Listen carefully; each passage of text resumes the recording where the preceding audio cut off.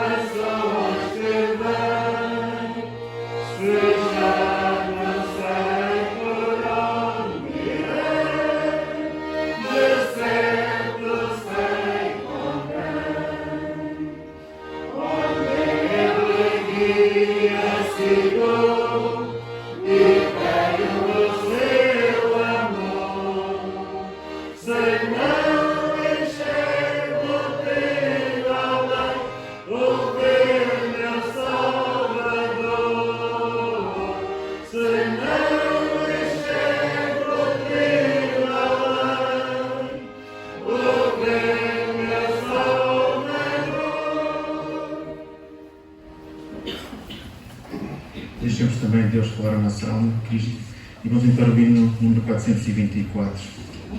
Fala a minha alma.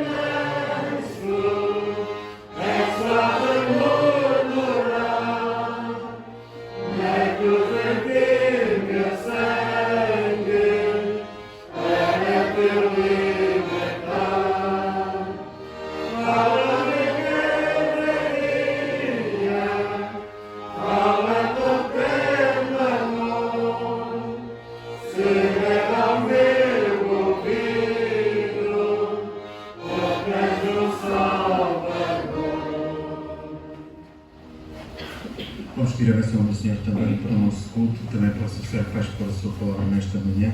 Eu queria pedir ao Pedro Marcos por isso a bênção do Senhor.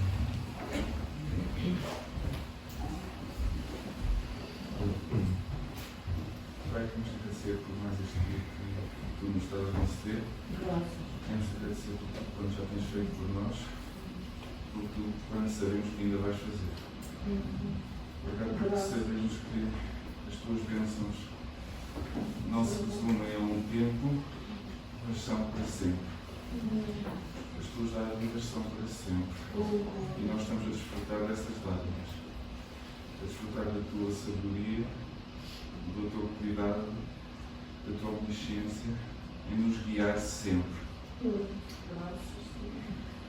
Pai, que nos dês a humildade de podermos dizer e cantar: a cada dia sigo e creio no seu amor, se não enxergo de ir além, o vi meu Salvador. Dá-nos esta consciência que tu sabes tudo e dá-nos a humildade de seguir aquilo que tu tens para nós, a não impormos os nossos pensamentos, a não impormos as nossas ideias, o nosso raciocínio, mas simplesmente deixar-nos conduzir da tua vontade. A cada dia sigo e creio no teu amor. Sim, nós queremos no teu amor, Pai. Nós desfrutamos dele a cada momento. E para nos reforçar dele e cessar nesse amor, fala à minha alma. E neste momento, Pai, nós queremos te pedir que orientes todas as coisas nesta reunião e que fales à nossa alma. Nos fales segundo a tua vontade e segundo o teu propósito. É isto que pedimos e agradecemos em nome do Senhor Jesus. Amém. Podem sentar-se, por favor. Os anúncios, temos os pedidos habituais de oração que o Miguel entra a projetar neste momento. Continuamos a orar por estes nossos irmãos que vão passar alguma necessidade e também vamos especial. De anúncios de ação. É impossível caminhar pela Europa e não perceber como foi grande nos últimos séculos a influência do cristianismo na sua formação artística ou cultural. Mas porquê é que as igrejas estão vazias? Porquê é que a fé cristã? São perguntas que temos hoje em mente. E quando entramos hoje em dia numa grande catedral, numa igreja, não importa o país, aqueles que estão lá dentro não estão a expressar a sua fé prestando culto a Deus, mas estão a admirar a arte e a arquitetura. Nós fomos perdendo as marcas da igreja que ainda hoje pode revelar o mundo. Temos que voltar a olhar para a Igreja Mãe, a Igreja de Jerusalém, como nosso exemplo e modelo, e não para as novas igrejas contemporâneas. Muitos pregam verdade, mas outras estão muito bem longe disso. Gostaria de partilhar com os irmãos Atos 2, 42 a 47. Preservaram na doutrina dos apóstolos e na comunhão, no partir do pão e nas orações. E em toda a alma havia temor, e muitas maravilhas e sinais faziam pelos apóstolos. E todos os que criam estavam juntos e tinham tudo em comum. E vendiam as suas propriedades e bens e repartiam com todos, segundo cada um havia de mistério. E preservaram unânimes todos os dias no templo, partindo o pão em casa, comiam juntos com alegria e singeleza de coração, louvando a Deus e caindo na graça de todo o povo. E todos os dias acrescentava o Senhor à igreja aqueles que sabiam de salvar. Esta era uma igreja que tinha um zelo, um cuidado e um amor pela teologia. Podia ser comprovada pela firmeza doutrinária, pela perseverança na oração, pelo temor a Deus, pela intervenção extraordinária de Deus. A Igreja de Jerusalém nasceu sobre o cajado, a bengala da verdade. A Igreja começa com o derramamento do Espírito, com a pregação centrada em Cristo e a permanência dos novos crentes na doutrina dos apóstolos. Deus tem um compromisso com a sua palavra e um cuidado pela verdade. Não há poder espiritual separado da verdade. Não há avivamento genuíno sem a centralidade da palavra. Não há um crescimento saudável da Igreja sem um apego à sã doutrina. Eles preservavam as orações. A Igreja de Jerusalém não tinha apenas uma boa teologia, mas efetivamente orava. Dependia mais de Deus do que dos seus próprios recursos. Observemos alguns exemplos. Atos 1:14, todos os unânimes preservavam em oração. Atos 3:1, os líderes iam à igreja orar. Atos 4:31, a igreja sob perseguição ora, o lugar de treme e o espírito peste. Atos 6:4, a liderança entende que a sua maior prioridade é a oração e a palavra. Atos 9:11, o primeiro sinal que Deus deu a Ananias sobre a conversão de Paulo é que ele estava a orar. 12:5, Pedro estava preso, mas há uma oração incessante da igreja em seu favor e ele é libertado miraculosamente. Atos 13:1-3, a igreja de Antioquia ora a Deus e abre as portas das missões mundiais. Atos 16:25, Paulo e Silas oram na prisão e Deus abre as portas da Europa para o Evangelho. Atos 20:36, Paulo ora com os presbíteros da igreja de Éfeso na praia. Atos 28:8-9, Paulo ora pelos enfermos da ilha de Malta e os cura. A igreja hoje, contemporânea, fala de oração, mas não ora. E sem oração, a pregação não produz vida. Sem oração, não há poder. Hoje as pessoas habituaram-se ao sagrado, há uma banalização do sagrado e há uma comercialização das coisas de Deus. E quem conhece a santidade de Deus não brinca com as coisas dele. Falta temor de Deus nas igrejas contemporâneas, falta temor nos púlpitos, falta temor a Deus nas músicas, falta temor a Deus nas próprias conversas. O temor a Deus é respeito, é um amor reverente. Devemos amá-lo ao ponto de termos liberdade para correr para os seus braços. A manifestação extraordinária de Deus estava presente na vida da igreja e vemos isso também em números de versículos. Em Atos 3, 6 e 7, o paralítico é curado, o lugar onde a igreja ora treme. Atos 5, 12-15, muitos sinais e prodígios são feitos. Atos 8, 6, Filipe realiza sinais em Samaria. Atos 9, 1-19, conversão de Saulo é seguida da sua cura. Atos 12, 1-8, libertação de Pedro pelo anjo do Senhor. Atos 16, 19-24, terremoto de Filipos. Atos 19, 11, pelas mãos de Paulo, Deus fazia milagres. Atos 28, 8-9, pela restauração de Paulo, Deus cura os enfermos de Malta. Hoje há dois extremos na igreja. Aqueles que negam os milagres e há aqueles que inventam os milagres. É importante referir que, embora devemos crer nos milagres, não podemos substituir o Evangelho por milagres. As três gerações que mais viram milagres foram as mais incrédulas. Foram a geração de Moisés, de Elias e dos apóstolos. O milagre abre caminho para o Evangelho, mas é o Evangelho que é o poder de Deus para a salvação de todo aquele que nele crê. Era uma igreja de Jerusalém, era uma igreja que tinha entusiasmo com o culto. A igreja tinha prazer em estar na casa de Deus. O louvor era constante. O culto era um regozijo e eles amavam a casa de Deus, porque um dia nos atos da casa de Deus vale mais que 1000 dias na tenda da festividade. Felizes são aqueles que podem habitar na casa do Senhor e meditar no seu santo templo. Uma igreja viva tem alegria em estar na casa de Deus para adorar. A comunhão no templo é uma das marcas da igreja ao longo dos séculos. É verdade que uma adoração verdadeira não está circunscrita a um lugar, pois Deus é Espírito e não habita em casa feita por mãos humanas. Por outro lado, a reunião do povo de Deus na casa de Deus é uma prática saudável e é necessária para um mútuo encorajamento para o testemunho do mundo. A igreja alegre canta e uma igreja viva tem um louvor fervoroso, contagiante, restaurador, sincero e verdadeiro. A origem do louvor que agrada a Deus está no próprio Deus, tem o propósito de exaltar a Deus e, como resultado, produz quebrantamento nos corações. Hoje vemos com preocupação muitos cultos transformarem-se em concertos e em shows e os cantores serem tratados como artistas e pedirem altos cachês. O culto não é para agradar a gostos ou preferências, não é para exaltar o homem, nem para entreter pessoas. O culto é centrado em Deus, segundo a verdade de Deus, para a glória de Deus. Era uma igreja que transbordava de alegria, e vemos isso em 3 ocasiões, pelo menos. Atos 5, 40 a 42, os apóstolos são aceitados pelo Sinédrio e retiram-se, regozijando por terem sido considerados dignos de sofrer afrontas em nome de Jesus. Atos 6,15, Estevão, na hora da morte, vê Jesus e o seu rosto transfigura-se como um anjo.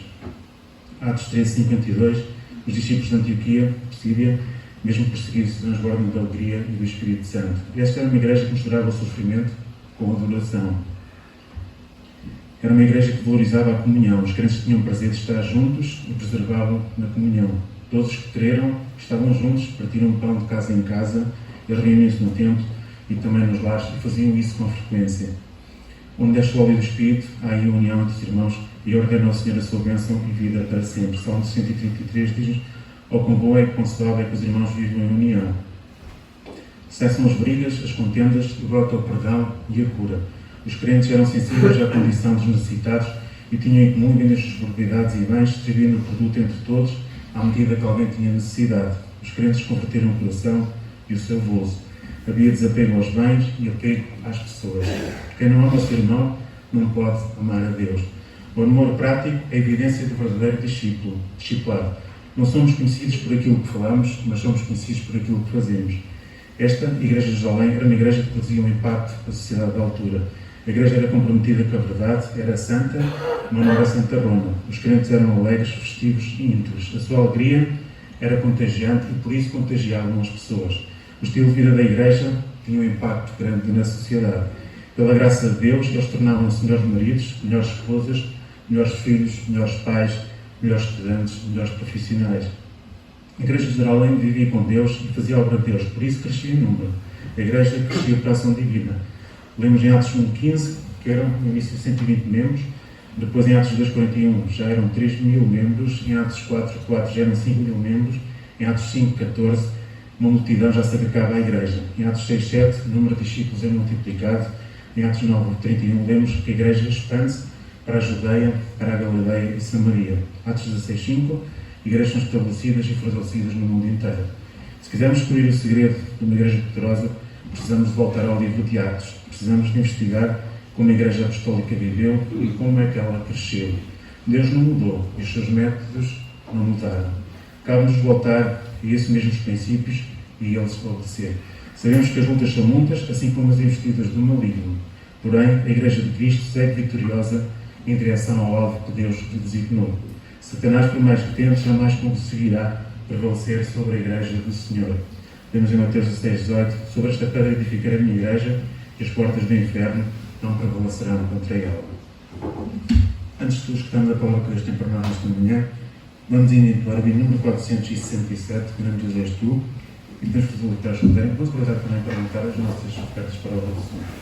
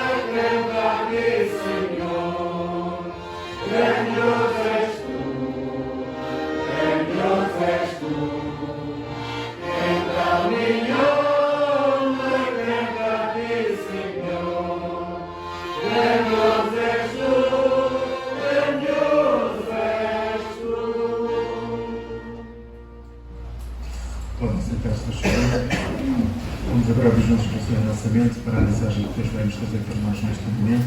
Hoje, o nosso mensageiro da mensagem é o nosso irmão Emerson. Eu só vou ficar aqui.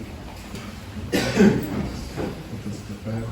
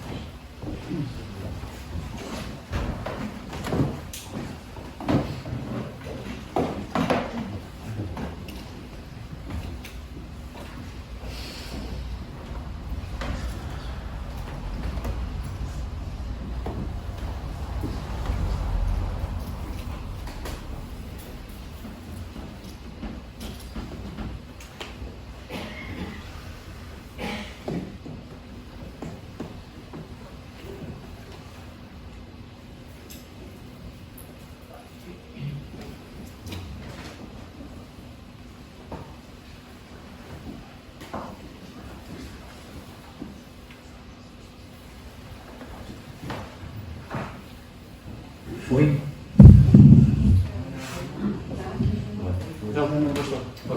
Não? Agora foi. Isso é sempre aquele suspense, né? Não, foi, saiu, foi, voltou. Foi? Glória a Deus, olha que beleza, já começou dando confusão, aí não pode. Tudo bom, meus irmãos? Bom dia. Obrigado por me lembrar. É o hábito. Agora vai ficar melhor ainda. Agora sim. Bom dia, meus irmãos. Que a graça e a paz do nosso Senhor e Salvador Jesus Cristo, aquele que nos ama e cuida de nós, esteja conosco hoje e para todo o sempre. É muito bom estar de volta para poder falar das coisas de Deus, compartilhar das coisas de Deus com os irmãos. Hoje eu vou falar sobre castelos da alma. Nossa, assim, que heresia é essa? Calma que nós vamos chegar lá. Vou falar sobre castelos da alma, vou utilizar 2 textos bíblicos, um em Romanos, outro em 2 Coríntios. Mas antes de chegarmos lá, eu vou falar sobre 2 heróis. Não sei se os irmãos conhecem. Conhecem esses 2 heróis? São heróis não bíblicos, são heróis dos jogos eletrônicos. Um é o Mario, o outro é o Luigi. Eles são 2 heróis porque eles enfrentam uma série de perigos para poderem resgatar uma princesa, a princesa Peaches, que foi sequestrada por um dragão malvado chamado Bowser. Qual é a conclusão fantasiosa que nós temos? Castelos são lugares onde as princesas vivem. E eu vou falar sobre castelos da alma, por isso que eu fiz essa introdução, para que pensemos inicialmente na conclusão fantasiosa que nós temos, que os castelos são os lugares onde princesas vivem. E agora eu vou falar um pouco sobre castelos da vida real e depois eu vou falar sobre os castelos da alma. Bom, a parte central de Portugal é interessante para falarmos sobre castelos, né? Há Montemoro Velho, Tomar também. E os castelos têm uma finalidade específica. Até Coimbra teve uma parte durante muitos anos que foi fortificada, né? Conímbrica não possuía isso, a cidade de Amínio, que a Coimbra hoje em dia possuía, por isso que ela não conseguiu ser invadida com tanta facilidade. Para que serve o castelo?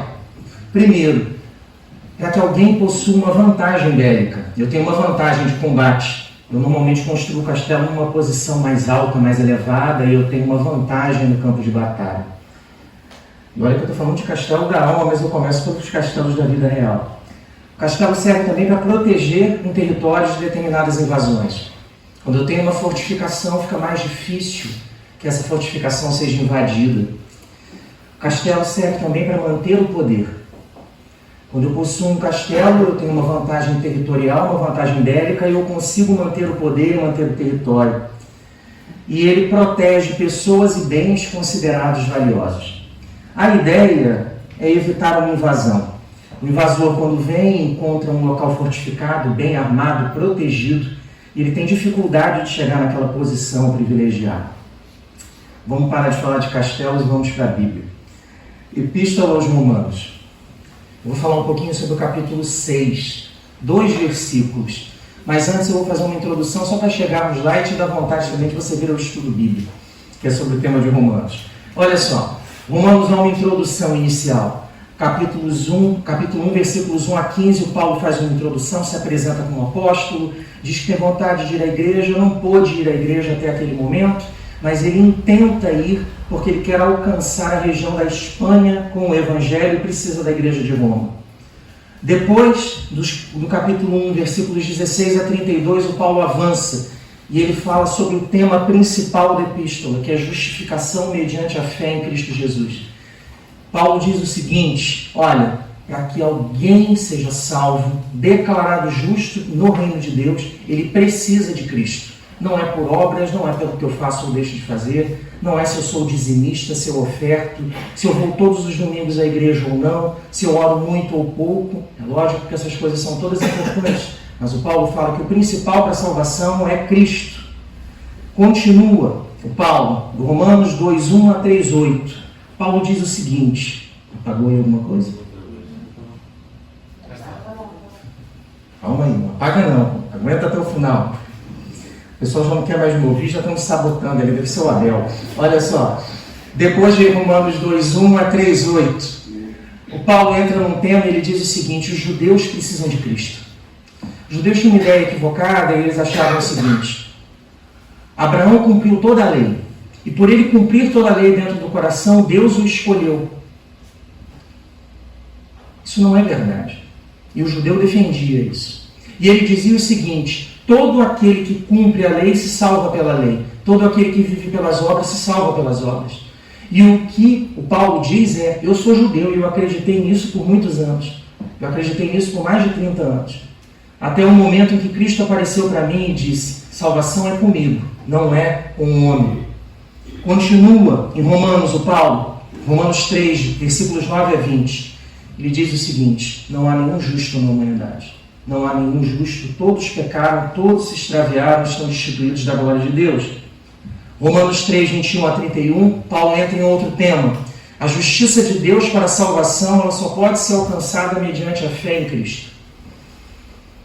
Eu só sou declarado justo, eu só sou alcançado por Deus, eu só consigo o perdão dos meus pecados, eu só sou perdoado, salvo, e eu sou declarado filho de Deus quando eu encontro com Cristo, não é pelo que eu faço ou deixo de fazer.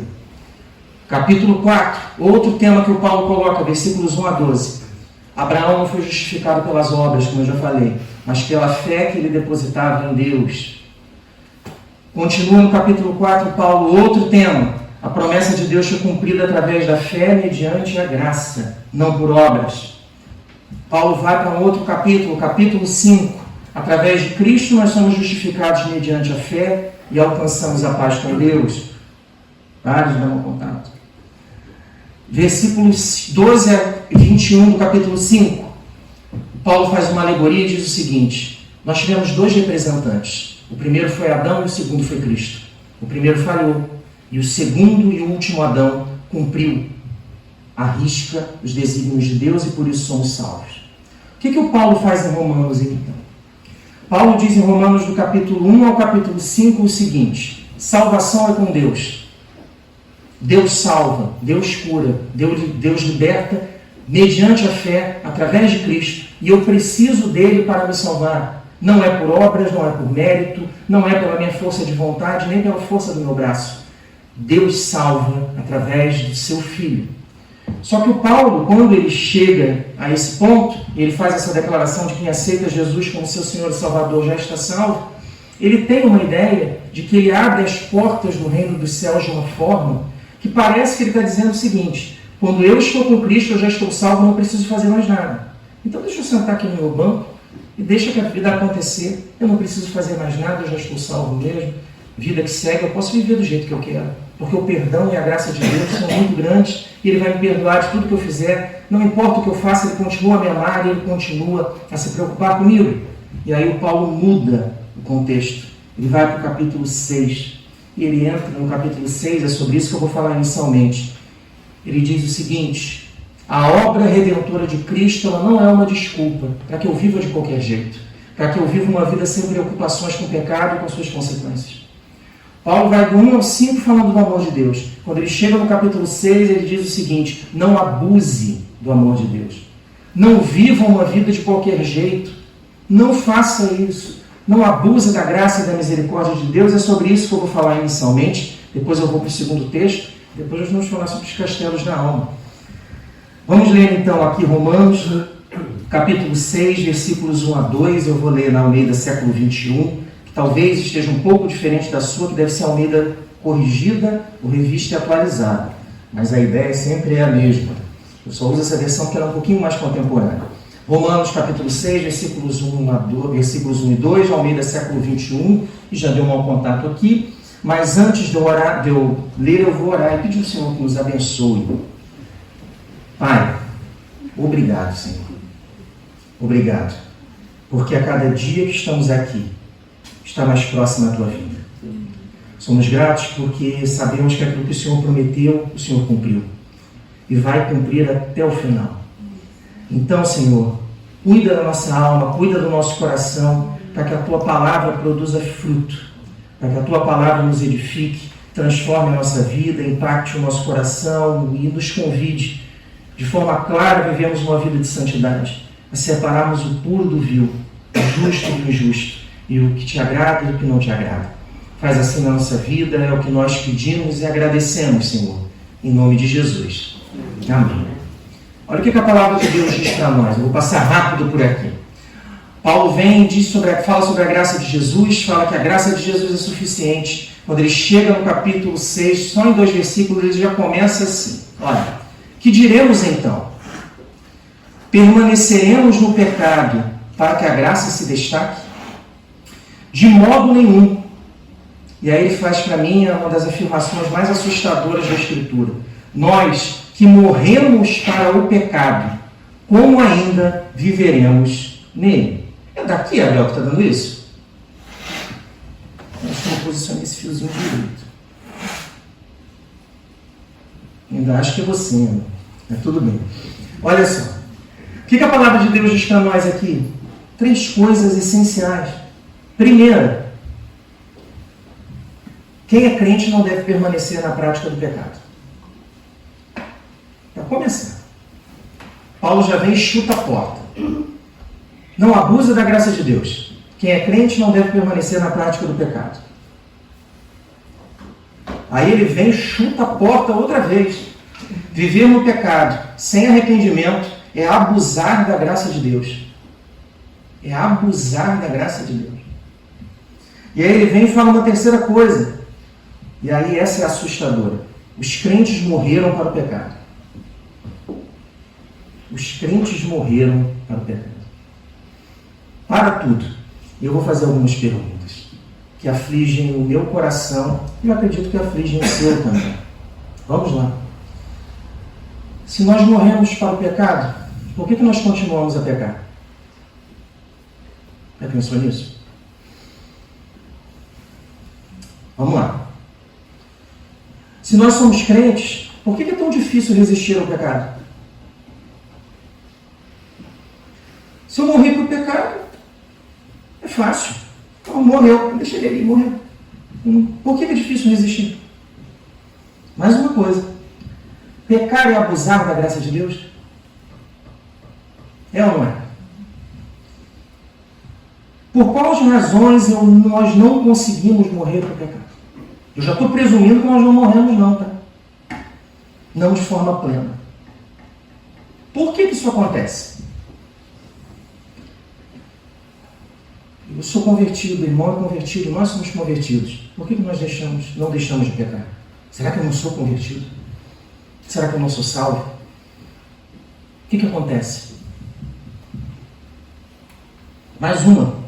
Por que nós temos pecados escondidos? Você esconde o pecado? Esconde bem ou mal? Alguém sabe, ele está bem escondido aí e ninguém vê. Bom, o Felipe deixou até cair a caneta, olha lá. Meu Deus do céu, só eu não fiz essas brincadeiras. Não sei o que pode. Mais uma. Por quais razões temos tantas dificuldades em abrir mão dos nossos pecados? Por que essa dificuldade? Eu não consigo abrir mão. Eu quero o pecado para mim. Deixa ele aqui comigo. Vou pôr aqui no bolso, eu guardo ele aqui. Deixa ele comigo. Eu quero ficar com esse pecado. É o pecado de estimação. De quem escondemos os nossos pecados? Eu escondo da minha mulher, do meu filho, da minha mãe. Eu escondo de Deus. Ou melhor, eu acho que eu escondo. E onde escondemos ou protegemos os nossos pecados? Onde eu guardo isso?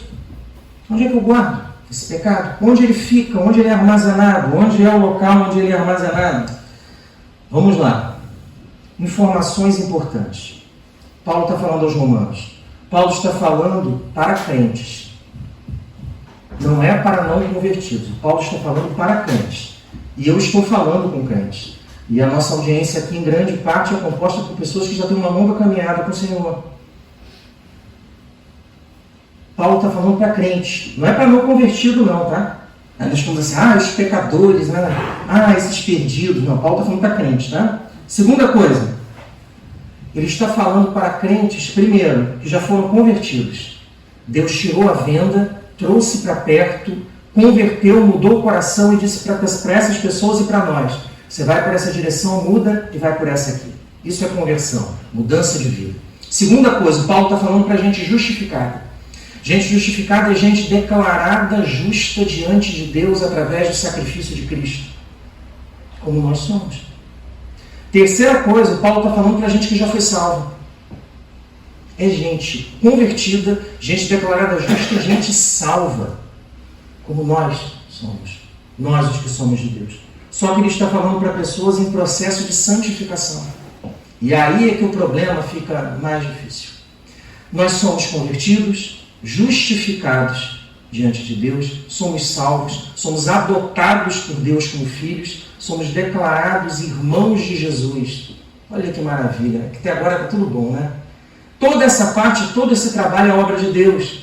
Quando chega aqui na santificação, Deus vira e fala o seguinte: agora eu dou as ferramentas para que você possa se tornar santo. O que é santo? É ficar na igreja assim parado com uma estátua, é isso? Não. Ser santo é ser separado para Deus e separar da sua vida o que não agrada a Deus progressivamente. É você se aproximar daquilo que Deus quer para a sua vida e para a sua história, para a sua família, para a sua vida como um todo. É você ficar mais parecido com Cristo a cada dia. E esse aqui é o nosso problema. O meu, o teu, o nosso. Ter uma conversão que impacte o caráter, que mude a vida, que transforme as atitudes, que altere os valores, que mude a sua mente e te traga para mais próximo. Agora, qual é o problema? Por que a conversão não consegue impactar a vida de forma plena e algumas coisas dentro da minha alma, do meu coração e da minha mente ficam lá? Alguns pecados, alguns ressentimentos, algumas atitudes complicadas, alguns rancores. O que eu faço com esses pecados? Que eles ficam escondidos lá. Onde eu escondo? E aí nós vamos chegar na segunda parte. Eu escondo em um castelo da alma. Eu escondo os meus pecados no castelo da alma. Sabe o que eu faço? O que você faz? Nesse castelo da alma que nós construímos, nós não guardamos nenhuma princesa. Nós guardamos o pecado.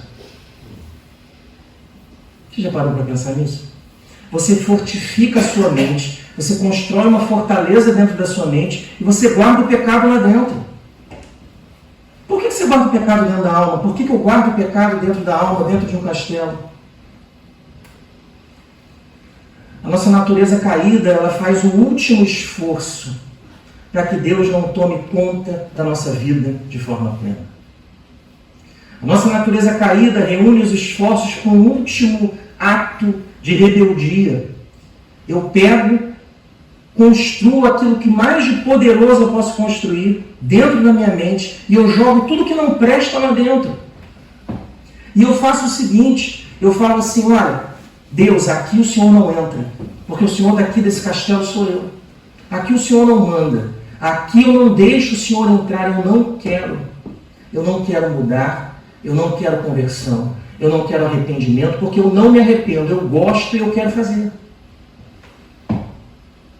É mentira o que eu estou falando? Olha, que se for para o irmão, glória a Deus. Para mim não é não. Eu escondo coisas dentro da minha alma e eu não quero que Cristo tome conta. Porque se eu fizer isso, eu vou estar 100% nas mãos dele. E eu não quero. Olha que contradição. Vamos lá. O que o Espírito Santo faz que habita dentro de nós? Quando ele vê que a batalha acontece, ele sitia o castelo da alma. E ele fala assim, ó, abre a porta. Abre a porta. Desce aí a porta da fortaleza. Abaixa as defesas. Eu quero entrar e eu quero reinar na sua vida como um todo. É como se fosse a nossa casa. Cristo vem visitar a nossa casa, eu mostro a sala. Olha, Senhor, que maravilha. Olha, que beleza. Está arrumadinho, Jesus fala. Olha aqui o primeiro quarto, Senhor. Que bênção, que quarto bonito. Foi bem decorado, né? O segundo quarto está aqui. Tá? Aí, vou lá, a cozinha. Oh, que maravilha, meu filho. A casa de banho está ótima também. E esse quartinho aqui, o que tem aqui? Não, Senhor, esse o Senhor não pode entrar. Mas por que, meu filho?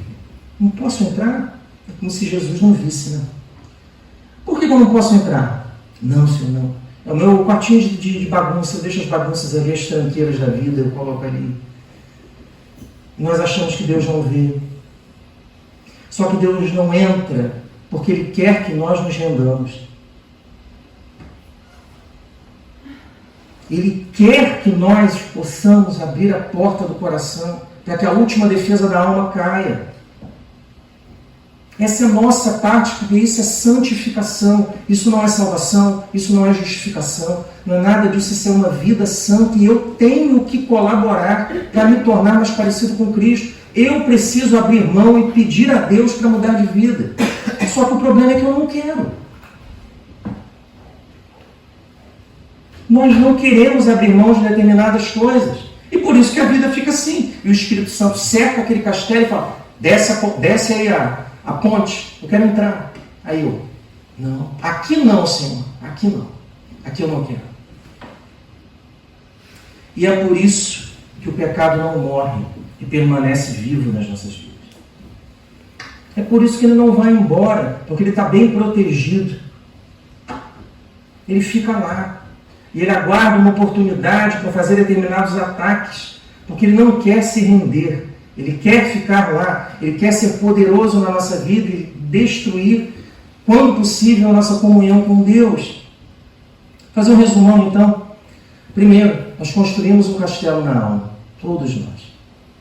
Segunda coisa, nós guardamos no castelo da alma aquilo que não queremos abrir mão. O que eu não quero abrir mão, eu tento proteger de Deus. Você já reparou que Deus sabe o que tem lá dentro? Deus conhece o teu coração e o meu.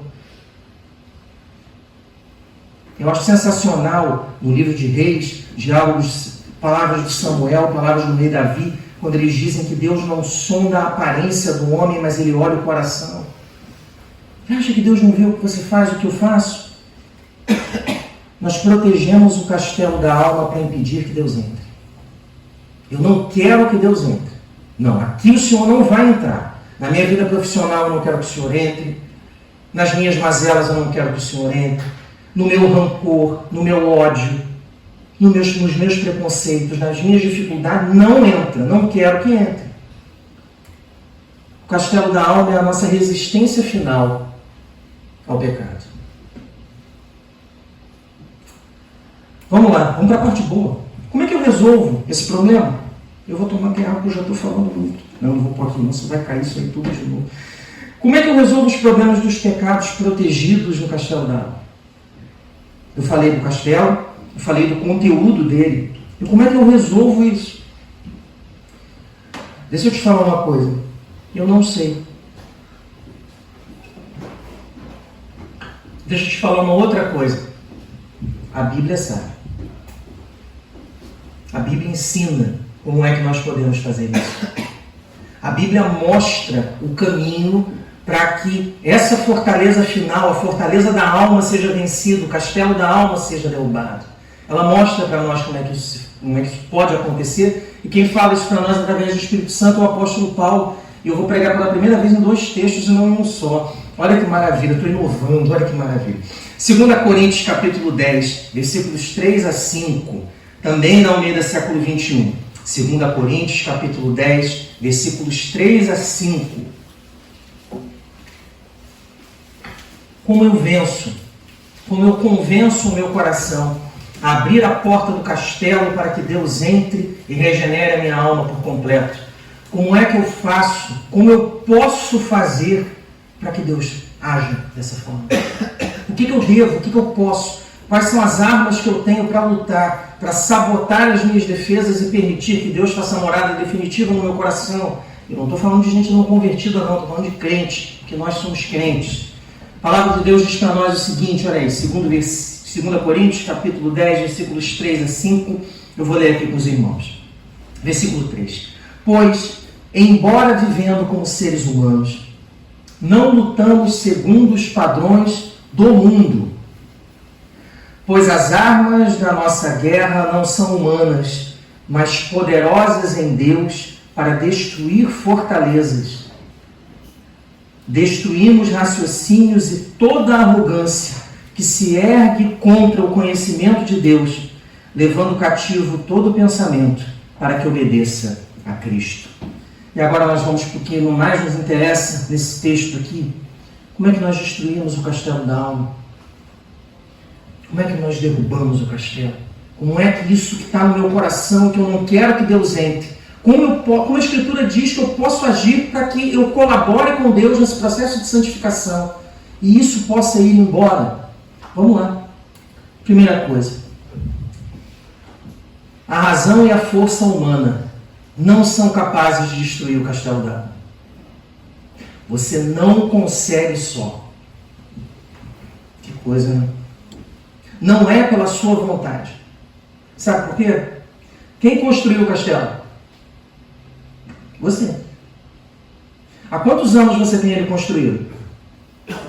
Se você quisesse destruí-lo, você já teria feito há muito tempo. Você não quer destruir. E você não consegue fazer sozinho. Não adianta. Olha só, olha o que o Paulo fala aqui. Versículo 3. Pois, embora vivendo como seres humanos, nós somos homens, temos as nossas mazelas, as nossas dificuldades, os nossos problemas, nossas faltas e nossos pecados. Faz parte da vida humana. É isso que o Paulo fala. Não lutamos segundo os padrões do mundo. Paulo diz aqui, se eu tiver um problema, o que eu faço? Eu resolvo o problema. Se eu tenho um castelo e ele me incomoda, ele está dentro da minha alma, dentro do meu coração, o que eu faço? Eu vou lá, contrato uma empresa de engenharia e destruo aquilo. Não. Paulo diz, mas você não quer. Ninguém quer abrir a mão da sua vida em prol de Deus de forma plena. Isso não é um ato racional humano. Isso é um ato que provém da força do Espírito de Deus. Eu não quero abrir mão da minha vida, não, meu irmão. Ninguém quer. Mas Deus nos pede isso. E nós fazemos porque o Espírito de Deus que habita em nós nos convence a cada dia a vivermos assim. Mas não é algo racional, não é a razão e a força humana. Você já tentou deixar de pecar sobre algo que é recorrente na sua vida? Aí nós pensamos assim, eu vou parar de pensar naquilo, né? Aí fica assim, não vou pensar mais naquilo. Aí eu não peco mais. Funciona? Não. Aí eu falo assim, não, então eu não vou mais ver aquela coisa. Aí fico assim, não vou mais ver, aí eu não peco. Aí eu não vejo, eu não peco. Aí daqui a pouco eu faço assim, Não funciona. Não funciona. Alguns pecados, quando nós nos convertemos, eles vão embora com muita facilidade. Vão embora. Outros ficam um tempinho e vão embora. Outros não vão, ficam. Por que eles ficam? Porque eu gosto tanto daquele pecado, eu gosto tanto daquela conduta, ela faz tanto parte do meu ser, que eu fico assim, se eu deixar de fazer isso, eu não aproveito a vida. Se eu deixar de fazer isso, eu deixo de ser eu mesmo, eu vou ser apenas um servo de Deus. Aí eu pego aquele pecadinho, Então, o que eu vou fazer? Fingir que é um pecado pequenininho. Ó. Aí eu pego aquele pecadinho e escondo no castelo da alma. Travo, ponho ele lá dentro e falo assim, aqui Deus não encosta. Porque eu não deixo. Ele aqui não vem. Isso atrapalha a sua vida com Deus. Isso tira bênçãos e coisas que Deus poderia fazer por você. Ou você acha que aquilo que está escondido dentro do seu coração, Deus olha e fala assim, eu não quero mais andar com ele assim não. Porque ele está com aquilo ali dentro do coração, eu não quero mais saber dele. O que Deus fala, o que o Espírito que sitiou o castelo da alma diz para nós é o seguinte, abre a porta porque isso faz mal para você. Abre a porta porque isso envenena o seu coração e me distancia de você. Para com isso, faz mal para a sua vida. Vem para mim. Abre o seu coração de vez. Deixa isso para lá. Abandona isso. Deixa eu entrar e fazer morada, produzir fruto e mudar a sua vida. E aí eu lá de cima grito, não vem não. Não vem que não tem. Porta está fechada. Coloquei até fechadura, agora pus uma melhor. Não vem não. A força e a razão humana não podem vencer os pecados que estão dentro do castelo da alma. Existe um outro modo de se fazer isso. E o Paulo vai falar sobre isso aqui, no versículo 4. Olha a segunda lição que o texto traz para nós. Nós não conseguimos vencer os pecados escondidos no castelo da alma sem a ajuda de Deus. É com Deus. É com Deus. E aí o Paulo fala uma coisa, isso aqui o homem estava inspirado pelo Espírito, você não tem a menor dúvida. Olha aqui no versículo 4. Pois as armas da nossa guerra, as armas que eu possuo para vencer a guerra contra o pecado, para destruir o castelo da alma, a fortaleza da alma, para que eu tenha uma vida santa, uma vida dedicada a Deus, para que o pecado morra para mim de fato, na minha vida, elas não são humanas. As armas para vencer o pecado não são humanas. As armas para destruir a obscuridade da minha alma não são humanas. E aí ele coloca aqui, vírgula, mas poderosas em Deus para destruir o quê? Fortalezas. Ele fala, o que destrói a fortaleza não é a sua vontade, é a arma poderosa de Deus. Sabe como é que eu uso a arma poderosa de Deus? É quando eu sou sincero com Ele, eu digo o seguinte, Senhor, tem pecados na minha vida que eu não quero abrir mão. Eu gosto deles, porque eu sou assim. E eu quero fazer. Mas isso vai destruir a minha vida, Senhor, a minha comunhão com o Senhor, e me faz mal. Então faz o seguinte, Senhor, entra a força, arrebenta a porta, faz o que eu não consigo fazer, entra no meu coração de vez, não deixa eu viver dessa forma, porque isso me adoece, isso me faz mal, e pior, eu não consigo ver às vezes que eu vivo assim. Eu não consigo, porque a minha visão é obscurecida. Eu não sei o que tem dentro do seu castelo. Eu sei de algumas coisas no meu. Outras eu nem sei. Estão tão escondidas lá dentro, estão lá na sala do trono. Eu não sei o que é. E eu preciso da orientação dele para que ele me mostre como eu posso tirar a sujeira dali. Eu preciso dele. Olha aqui, eu vou ler de novo. Pois as armas da nossa guerra não são humanas, mas poderosas em Deus para destruir fortalezas. Deus pode destruir o castelo da alma. Deus pode fazer com que o pecado vá embora. Deus pode fazer com que a vida seja diferente. Mas eu preciso ser sincero com Ele. Porque se eu não for e continuar fingindo que eu sou crente, que está tudo bem, que está tudo certo, e que eu não preciso de mudança, não adianta. Aí eu fico 5, 10, 20, 30 anos na igreja, 50 anos na igreja, e tem coisas que eu continuo a fazer nos 50 anos que eu sou convertido. E aí eu volto lá para o versículo de Romanos, no versículo 2, porque nós estamos mortos para o pecado. É verdade. Pela obra de Cristo, sim, mas pela minha atitude, não. Eu ando com um cadáver pendurado comigo. Eu continuo perto do pecado. Eu não quero que ele vá embora. Terceira coisa, meus irmãos. E aí, isso é extremamente importante. Deus nos chama a vivermos em santidade. Nós precisamos deixar de lutar contra Deus e a sua vontade. Deus nos chama para a santidade, nós devemos parar de lutar contra Deus e contra a vontade dele. Paulo diz aqui no versículo 5, olha o que ele fala. Destruímos raciocínios. Ele fala assim, quando o poder de Deus entra na sua vida, a arma poderosa de Deus, ela muda o seu raciocínio, ela muda a sua mente. Ela mostra para você que para além da razão, para além dos fatos, para além de você gostar muito do seu pecado, da sua vida, do modo de ser, você precisa de Deus. E os raciocínios que construíram o castelo da sua alma precisam cair. Você acha que esse castelo é fictício? Ele é fictício, é claro, estou fazendo uma figura de linguagem, mas ele é construído pela sua razão. A sua razão constrói isso. Você diz o seguinte, Senhor, o Senhor é o meu Salvador, eu sou convertido, eu amo o Senhor, eu entendo a cruz de Cristo, o que significa o plano da salvação, mas eu quero viver um pouquinho de pecado. Eu quero um pecadinho, dá ele para mim, eu preciso desse negócio aqui, porque viver sem esse pecado é muito sem graça, e eu preciso pelo menos de uns 5. Olha que generosidade é minha, 5, né? Essa é a questão. Olha o que ele fala. Com Cristo, nós destruímos raciocínios, a mente muda, e toda a arrogância que se ergue contra o conhecimento de Deus. Dentro da sua mente há arrogância, da minha também. Eu penso assim, isso aqui, Deus vê, mas perdoa. E Deus morreu na cruz, perdoa tudo, eu posso fazer o que eu quiser. Ele não liga para isso não. Ele perdoa. Ele perdoa, é verdade.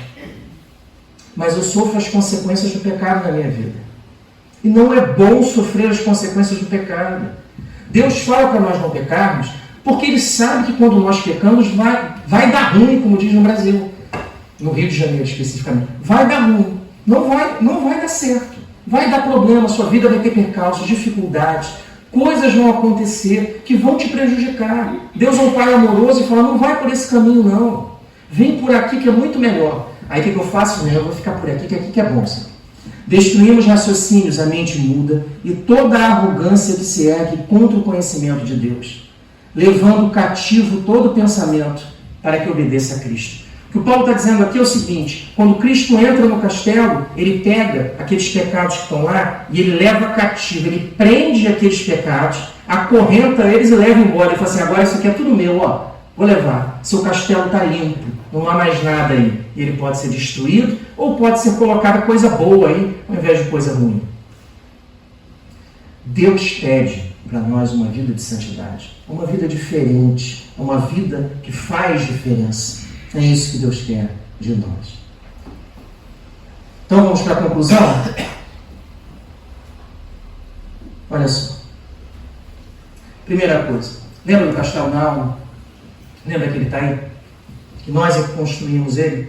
Nós é que colocamos não princesas, mas o pecado? O que o apóstolo Paulo diz para nós, através da Escritura, baseado no texto de Romanos, especificamente no texto de 2 Coríntios, que pode nos ajudar a vencer esse inimigo da alma?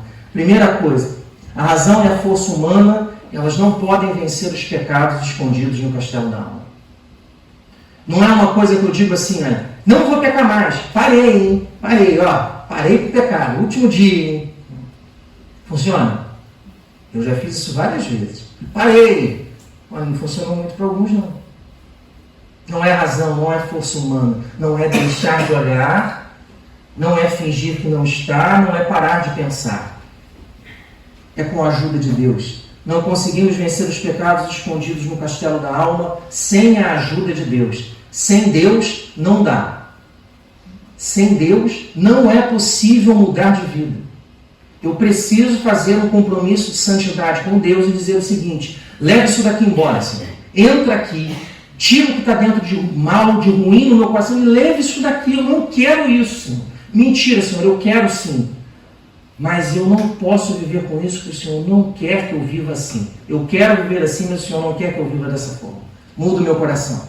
Terceira e última coisa. Deus nos chama a vivermos em santidade. Deus nos chama a vivermos em santidade. Precisamos deixar de lutar contra Deus e sua vontade. Se nós fizermos essas 3 coisas, o castelo vai embora. O castelo desmorona, porque ele é de areia. Você acha que você pode esconder alguma coisa de Deus? Você acha que Deus não pode entrar no castelo a hora que Ele quiser? Mas Ele quer que você abra a porta. É isso. Ele quer que você abra a porta e se renda. Você precisa abrir a porta para que Deus entre e faça morada no seu coração de forma plena. E eu vou estragar os planos de Samuel aqui e eu vou orar, vou tomar um pouquinho do tempo dele, para fazer o seguinte. Eu quero te chamar, vou te fazer um chamado de santidade. Quero que você tenha uma vida pautada pela santidade, se comprometa com isso. E eu vou te pedir para fazer um exercício aqui comigo, que é o seguinte: abaixe aí a sua cabeça um pouquinho, feche os seus olhos, e eu vou fazer aqui também. E eu vou te fazer algumas perguntas. Depois nós vamos orar e pedir a Deus que faça diferente na nossa vida. Vamos lá. Primeiro, você tem um castelo na alma? Eu tenho. Outra coisa, o que você colocou aí dentro? O que tem dentro da sua alma que você não quer abrir mão e não quer que Deus tome conta, mude e transforme? O que é? Eu tenho muita coisa e eu também não quero, mas Ele quer. E quando Ele quer, a vontade dEle tem que prevalecer. Então vamos orar e pedir a Ele que faça a vontade dEle na nossa vida e não a nossa. Senhor, nós queremos, Pai, viver mortos para o pecado. Nós não conseguimos, Senhor, não pela força do nosso braço. Algumas coisas que são tão tristes dentro da nossa alma estão lá há tantos anos, Pai, e nós não conseguimos tirar. Mas nós cremos no Teu poder, na Tua graça, na Tua misericórdia. E nós, Pai, queremos nos comprometer a abrir a porta do castelo da nossa alma, a deixar que o Senhor entre, que o Senhor faça morada, que o Senhor transforme a nossa vida, para que nós possamos ser definitivamente declarados mortos para o pecado. Eu não sei, Senhor, qual é o pecado que os meus irmãos têm. Eu sei de algumas das minhas mazelas, de algumas das minhas dificuldades. E eu sei, Pai, que o Senhor pode levar tudo isso embora, na minha vida e na vida de todos os que estão aqui. O Senhor nos chama com uma vida santa, Pai. Então nós temos que abandonar aquilo que não te agrada. Se é mentira, que vai embora. Se é infidelidade, que vai embora. Se é melancolia, tristeza, se é algum tipo de problema da alma, que vai embora também, Senhor. Se é amor pelo dinheiro, que desapareça. Se é problema de pais com filhos, problema familiar, problemas de casal, leva isso para longe, Senhor. Tira isso do nosso coração. Leva tudo embora, Pai. Se é algum tipo de vaidade, se é algum tipo de idolatria, se nós colocamos algo no lugar de Deus, que isso possa mudar. Leva, Pai, a nossa vida para perto de Ti. Nós queremos ser mais parecidos contigo, Senhor. Então, Pai, pega a chave do nosso coração, abre e muda o que deve ser mudado, pois nós não conseguimos. Eu não consigo, meus irmãos não conseguem, mas o Teu Filho pode todas as coisas. O Teu Filho tem a chave que abre e ninguém fecha, e que fecha e ninguém abre. Então faz morada na nossa alma, Senhor, para que nós sejamos crentes de verdade, mortos para o pecado e comprometidos com uma vida de santidade. É isso que nós te pedimos, Senhor, é o que agradecemos em nome de Jesus. Amém. Que Deus nos abençoe, meus irmãos, e que cuide de nós. Amém.